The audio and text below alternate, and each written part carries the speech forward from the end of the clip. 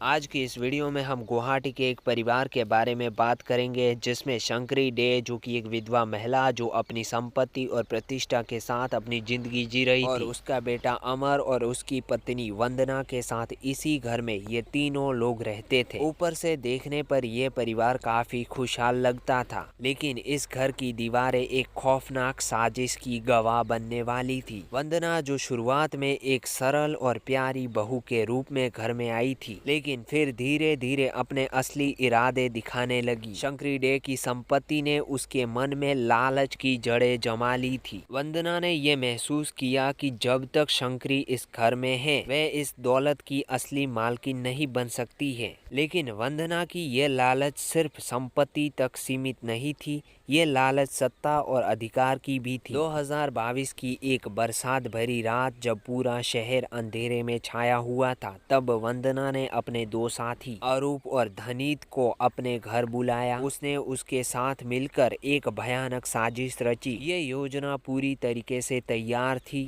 और शंकरी का खात्मा इस कहानी का अगला अध्याय बनने वाला था। 31 जुलाई की रात वंदना ने शंकरी के लिए रात को खाना बनाया। उस खाने में उसने बेहोश की दवा मिला दी। शंकरी को ये अंदाज़ा भी नहीं था कि उसकी अपनी बहू उसके साथ क्या करने जा रही है। जैसे ही शंकरी ने खाना खाया, उसका शरीर जवाब देने लगा। शंकरी के बेहोश होते ही वंदना ने अरूप और धनीति को बुलाया। उनके चेहरे पर कोई शिकन नहीं था, कोई डर नहीं, और फिर उन्होंने मिलकर शंकरी की हत्या कर दी। लेकिन उनकी क्रूरता यही खत्म नहीं हुई। लाश को छुपाने के लिए उन्होंने काट काट कर टुकड़े कर दिए और ये सोच के ही रूह कांपने लग जाती है, एक इंसान को ऐसी बेरहमी से मारा गया और इन टुकड़ों को शहर के अलग अलग हिस्से में फेंक दिया गया ताकि पुलिस कभी भी इन टुकड़ों को जोड़ ना सके। शंकरी डे की गुमशुद की खबर फैल गई, लेकिन वंदना ने इस पर भी बहुत गजब की चालाकी दिखाई।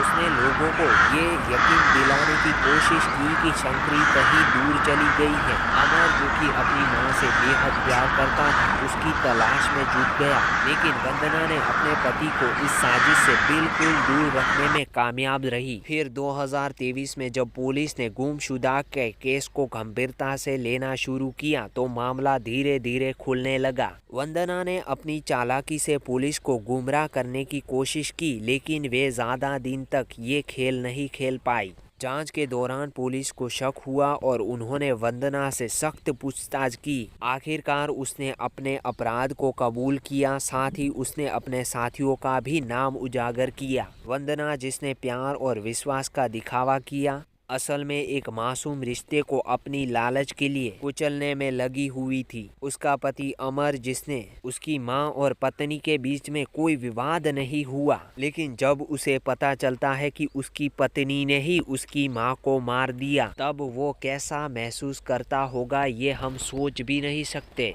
अभी वंदना और उसके साथियों को गिरफ्तार कर लिया गया, लेकिन ये मामला केवल एक हत्या तक सीमित नहीं था। ये कहानी हमको सिखाती है कि जब लालच हद के पार पहुंच जाती है तो वे रिश्ते और इंसानियत को ख़त्म कर देती है।